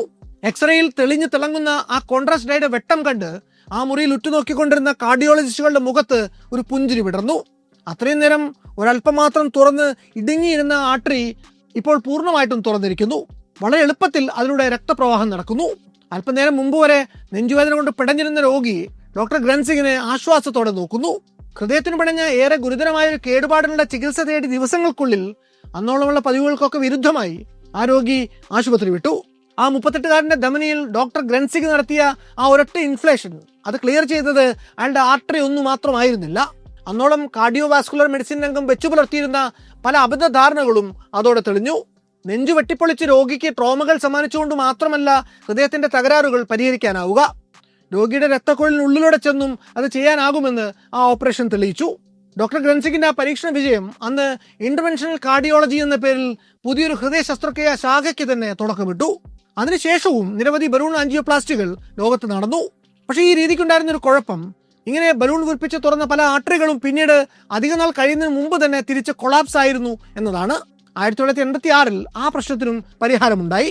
അക്കൊല്ലം ഫ്രഞ്ച് കാർഡിയാക് സർജന്മാരായിട്ടുള്ള ജാക്കോസ് പ്യൂയൽ, ഉൾഡിച്ച് സിഗ്വാട്ട് എന്നിവർ ചേർന്ന് ലോകത്തിൽ ആദ്യമായി ആൻജിയോപ്ലാസ്റ്റിയിലൂടെ ഒരു കൊറോണറി സ്റ്റെന്റ്, അതായത് ഒരു tiny expandable wire mesh tube രോഗിയുടെ ധമനിയിൽ പിടിപ്പിച്ചു. അതൊരു സ്കഫോൾഡിംഗ് പോലെ ആർട്ടറിയുടെ ഭിത്തികളെ പിന്നീട് അങ്ങോട്ടുള്ള കാലം മുഴുവൻ താങ്ങി നിർത്തി. എന്നാൽ ഈ ലോഹം കൊണ്ടുണ്ടാക്കുന്ന സ്റ്റെന്റുകളെ പലപ്പോഴും ശരീരത്തിന്റെ ഇമ്മ്യൂൺ സിസ്റ്റം ആക്രമിച്ചിരുന്നു. ഇങ്ങനെ ഉണ്ടാകുന്ന സ്കാർ ടിഷ്യൂസ് കാരണം വീണ്ടും ധമനികൾ ബ്ലോക്ക് ആയിരുന്നു. ഈ പ്രതിസന്ധിയെ മറികടക്കാൻ വേണ്ടി 2000 ശേഷം വന്ന പുതിയ ആവിഷ്കാരമാണ് ഡ്രഗ് എല്യൂട്ടിംഗ് സ്റ്റെൻസ്. ഈ സ്റ്റെന്റുകളിൽ വളരെ പതുക്കെ മാത്രം റിലീസാകുന്ന ഒരു പ്രത്യേകതരം മരുന്നിന്റെ കോട്ടിംഗ് ഉണ്ടാകും. ഈ മരുന്ന് സ്കാർ ടിഷ്യൂകളുടെ രൂപീകരണത്തെ തടുക്കുകയും ചെയ്യും. ആദ്യകാലം തൊട്ട് തന്നെ ആർദ്രമായ വികാരങ്ങളെ പലതിനെയും ഹൃദയവുമായിട്ട് ബന്ധിപ്പിച്ചുകൊണ്ടാണ് നമ്മൾ സങ്കല്പിക്കാറുള്ളത്. അതുകൊണ്ടാണ് ലോലവികാരങ്ങൾ ഇല്ലാത്തവരെ നമ്മൾ കഠിന ഹൃദയർ എന്ന് വിളിക്കുന്നത്. എന്നാൽ സത്യത്തിൽ ഈ കാഠിന്യം അവരുടെ ഹൃദയത്തിനാണോ അതോ മനസ്സിനാണോ? ഈ സന്ദേഹം നമ്മളിൽ പലരും ഇന്നും ഉള്ളിൽ കൊണ്ട് നടക്കുന്നുണ്ടാവും. ഉത്തരം വളരെ ലളിതമാണ്. ഈ വികാരങ്ങളെല്ലാം തന്നെ ഉത്ഭവിക്കുന്നത് നമ്മുടെ മനസ്സിലാണ്. അതേസമയം ഈ വികാരങ്ങളോട് ആദ്യം പ്രതികരിക്കുന്നത് ഹൃദയമാണ് എന്നതും ശരിയാണ്. നമുക്ക് തോന്നുന്ന ഓരോ വികാരവും, അത് ഭയമാവട്ടെ, ആനന്ദമാവട്ടെ, പ്രണയമാവട്ടെ, ഉത്ഭവിക്കുന്നത് നമ്മുടെ തലച്ചോറിൽ, നമ്മുടെ മനസ്സിനുള്ളിൽ കെമിക്കൽ റിയാക്ഷനുകളുടെ ഒരു പരമ്പരയായിട്ടാണ്. ചുറ്റിനും നിന്ന് കിട്ടുന്ന സംവേദനങ്ങളെ വിലയിരുത്തി ഏതുതരം വൈകാരിക പ്രതികരണമാണ് നമ്മുടെ സാമൂഹികമായിട്ടുള്ള നിലനിൽപ്പിന് ആവശ്യം വേണ്ടത് എന്ന് നിശ്ചയിക്കുന്നത് തലച്ചോറിലെ അമിഗ്ദല എന്ന ഭാഗമാണ്. ആ റെസ്പോൺസ് ഏതാണ് എന്ന് തലച്ചോറിൽ ഒരിക്കൽ രജിസ്റ്റർ ചെയ്യപ്പെട്ട് കഴിഞ്ഞാൽ ഉടനടി ഓട്ടോമാറ്റിക് നെർവസ് സിസ്റ്റം വഴിക്ക്, വിശേഷിച്ച് വേഗസ് നെർവ് വഴിക്ക് സിഗ്നലുകൾ ഹൃദയത്തിലേക്ക് പുറപ്പെടും. ഒപ്പം രക്തത്തിലേക്ക് ആ വികാരത്തിനനുസൃതമായിട്ടുള്ള ഹോർമോണുകളും റിലീസ് ചെയ്യപ്പെടും. ഭയമോ ആവേശമോ ഒക്കെയാണ് വികാരമെങ്കിൽ ഹൃദയത്തിന് ഉടനടി കൂടുതൽ രക്തം പമ്പ് ചെയ്യാനുള്ള ഓർഡർ കിട്ടും. അല്ല, സ്നേഹവും സമാധാനവും ഒക്കെ ആണെങ്കിൽ ഹൃദയത്തിന് അതിൻ്റെ റിഥം പതുക്കെ ആക്കാനുള്ള, വിശ്രമത്തിലേക്കും ബോണ്ടിങ്ങിലേക്കുമൊക്കെ പതുക്കെ കടക്കാനുള്ള നിർദ്ദേശവും കിട്ടും. നമ്മുടെ തലച്ചോറിൽ ഇക്കണ്ട മാറ്റങ്ങളൊക്കെ സംഭവിക്കുമ്പോഴും അതൊക്കെ ഫിസിക്കലി ഫീൽ ചെയ്യാൻ വേണ്ട സെൻസറുകളൊന്നും തലച്ചോറിലില്ല. എന്നാൽ നെഞ്ചിലാണെങ്കിൽ ആയിരക്കണക്കിന് നെർവെൻറ്റുകൾ ഉണ്ട് താനും. തലച്ചോർ പറഞ്ഞതനുസരിച്ച് ഹൃദയം വളരെ വേഗത്തിൽ പണി തുടങ്ങുമ്പോൾ ആ പെരുമ്പറയടി വളരെ പെട്ടെന്ന് തന്നെ നമ്മുടെ ശ്രദ്ധയിൽപ്പെടും. നെഞ്ചുംകൂട്ടിലെ ഈ പരാക്രമമാണ്, ഈ വിസറൽ ഫിസിക്കൽ റിയാക്ഷനാണ് പണ്ടുകാലത്തുള്ള തത്വചിന്തകരെ ഹൃദയമാണ് നമ്മുടെ ആത്മാവ്, പ്രാണൻ, സ്നേഹം എല്ലാം കുടികൊള്ളുന്ന ഇടമെന്ന് തെറ്റിദ്ധരിക്കാനിടയാക്കിയത്. ചുരുക്കത്തിൽ മിണ്ടാപ്പൂച്ചയായിട്ടുള്ള തലച്ചോറാണ് ഒന്നാം പ്രതി. പെട്ടെന്ന് അങ്കലാപ്പിലാകുന്ന ഹൃദയത്തിന്റെ നേർക്കാണ് സംശയത്തിന്റെ മുന നീളുന്നത് എന്ന് മാത്രം. മനസ്സ് പുറപ്പെടുവിക്കുന്ന പ്രതികരണങ്ങളുടെ അലാമ്പൽ മുഴക്കുന്ന പണി മാത്രമാണ് സത്യത്തിൽ ഹൃദയം ചെയ്യുന്നത് എന്ന് ചുരുക്കം. ഹൃദയം പറയുന്നത് കേൾക്കുന്ന സംവേദനശീലർ സത്യത്തിൽ പ്രതികരിക്കുന്നത് ഈ ലിംബിക് സിസ്റ്റത്തോടാണ്. തലച്ചോർ പറയുന്നത് മാത്രം കേൾക്കുന്നു എന്ന് അവകാശപ്പെടുന്നവർ പറയുന്നത് നമ്മുടെ നെറ്റിക്ക് നേരെ പിന്നിൽ സ്ഥിതി ചെയ്യുന്ന മസ്തിഷ്കത്തിന്റെ പ്രീ ഫ്രോണ്ടൽ കോർട്ടക്സിനെ കുറിച്ചാണ്. അവിടുത്തെ കോശങ്ങളാണ് നമ്മുടെ ലോജിക്ക്, പ്ലാനിങ്, ഇമ്പൾസ് കൺട്രോൾ, ഭാവി പദ്ധതികൾ ഒക്കെ നിയന്ത്രിക്കുന്നത്. Philosophy, ethics, rational decision making ഇതൊക്കെയും എക്സിക്യൂട്ട് ചെയ്യുന്നതും ഇവിടം തന്നെയാണ്. ലിംബിക് സിസ്റ്റം കൊണ്ടുവരുന്ന പല പ്രലോഭനങ്ങളോടും പ്രീഫ്രോണ്ടൽ കോർട്ടക്സ് ആണ് തികച്ചും ലോജിക്കലും റേഷണലുമായിട്ടുള്ള മറുചോദ്യങ്ങൾ ചോദിച്ചുകൊണ്ട് പല കുഴിയിലും ചെന്ന് ചാടാതെ നമ്മളെ കാക്കുന്നത്. നമ്മുടെ മസ്തിഷ്കത്തിന്റെ ഇമോഷണൽ പ്രോസസ്സിംഗ് സെന്ററിന്റെ സ്പീഡ് റേഷണൽ പ്രോസസ്സിംഗ് സെന്ററിനേക്കാൾ ഏതാനും മില്ലി സെക്കൻഡുകൾ കൂടുതലാണ്. അതുകൊണ്ട് തന്നെ റേഷണൽ മൈൻഡ് ഒരു സാഹചര്യം വിലയിരുത്തി തീരുന്നതിന് മുമ്പ് തന്നെ നമ്മുടെ ഇമോഷണൽ മൈൻഡ് ബ്ലഡ് സ്ട്രീമിലേക്ക് അഡ്രിനാലിനും ഓക്സിറ്റോസിനും ഡോപ്പമിനും ഒക്കെ പമ്പ് ചെയ്ത് നമ്മളെ കുഴപ്പത്തിൽ കൊണ്ട് പെടുത്തി കഴിഞ്ഞിരിക്കും. പ്ലേറ്റോ പണ്ട് പറഞ്ഞു വെച്ച രഥത്തിന്റെ ഉപമ ഇവിടെ വളരെ പ്രസക്തമാണ്. മനുഷ്യന്റെ ആത്മാവിനെ അദ്ദേഹം താരതമ്യപ്പെടുത്തിയത് ഒരു രഥത്തോടാണ്. തേരാളി നമ്മുടെ റേഷണൽ മൈൻഡാണ്. ഒരു കുതിര നമ്മുടെ മോറൽ ഇമ്പൾസുകളാണ്. രണ്ടാമത്തെ കുതിരയോ ഒരുവിധ ലോജിക്കിനും പിടിതരാത്ത നമ്മുടെ ആസക്തികളും ആർത്തികളും ഭ്രാന്തമായിട്ടുള്ള വന്യമായിട്ടുള്ള കാമനകളുമാണ്.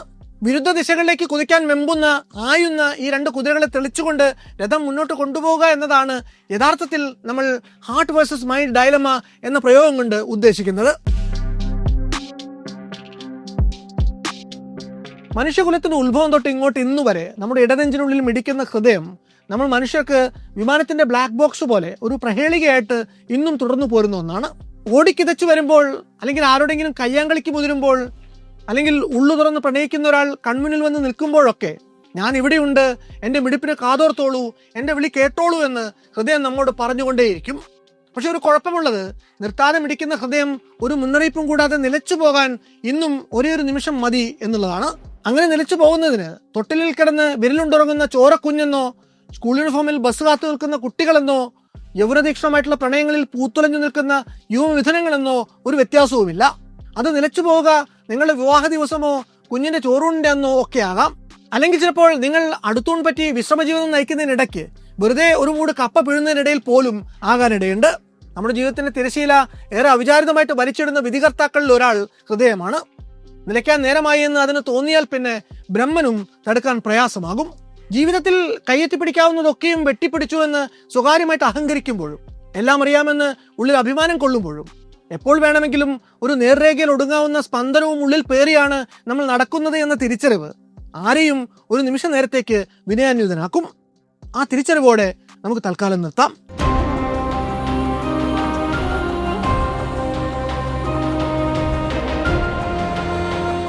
മറ്റൊരു വല്ലാത്ത കഥയുമായി വീണ്ടും വരാം.